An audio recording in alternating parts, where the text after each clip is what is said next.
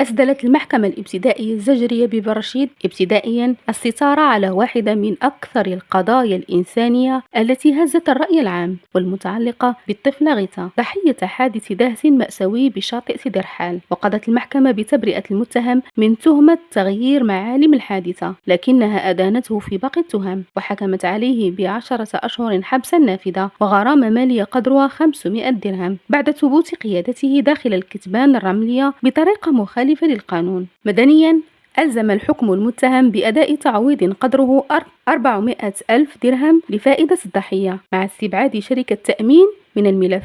التحول الكبير في القضية جاء بعد اطلاع المحكمة على تقرير الخبرة الطبية للدكتور نور الدين هلال الذي كشف حجم المعاناة الجسدية والنفسية التي تعيشها الطفلة منذ إصابتها يوم 15 يونيو 2025. التقرير أكد أن غيتا تعرضت لكسر في الجمجمة ونزيف دموي وتمزقات عميقة تطلبت عمليات جراحية دقيقة، وأثبتت وجود عجز كلي مؤقت لمدة 120 يوما وعجز جزئي دائم بنسبة 80%، إلى جانب مضاعفات نفسية وسلوكية شديدة تستوجب رعاية دائمة. القضية تطرح من جديد سؤال السلامة في الفضاءات العمومية وضرورة تشديد المراقبة على السلوكيات التي تهدد أرواح الأطفال وأمن الأسر في الشواطئ والمناطق الترفيهية.